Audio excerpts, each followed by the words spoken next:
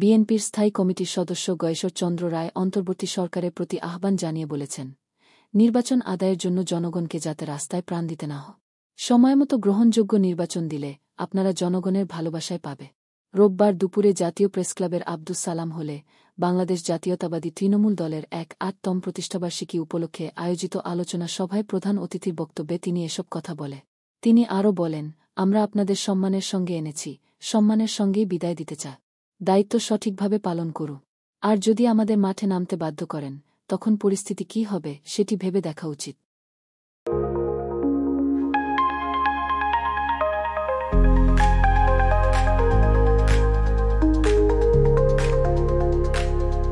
Trump সহায়তা বন্ধ করলেই সে লাখ লাখ মানুষের মৃত্যু হতে পারে।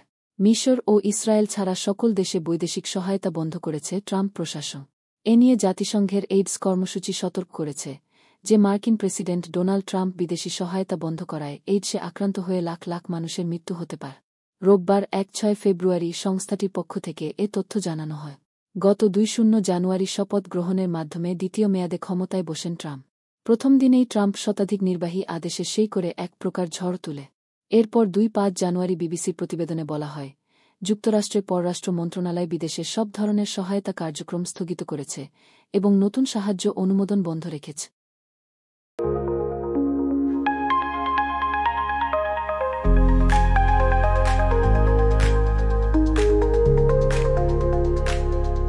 জাতীয় রাজস্ব বোর্ড এনবিআর জানিয়েছে, এ বছর এখন পর্যন্ত ১.৪ লাখেরও বেশি করদাতা অনলাইনে আয়কর রিটার্ন দাখিল করেছেন এবং ১.৮ লাখের বেশি করদাতা ই রিটার্নের জন্য নিবন্ধন সম্পন্ন করেছে।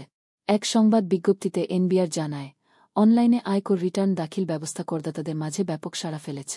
করদাতাদের মতামত ও চাহিদার ভিত্তিতে রিটার্ন দাখিল প্রক্রিয়াকে আরও সহজ ও করদাতাবান্ধব করা হয়েছে। এনবিআর আরও জানায়, আয়কর দিবসের পরও অনলাইনে রিটার্ন দাখিলের সুযোগ বছর জুড়ে চালু থাকবে।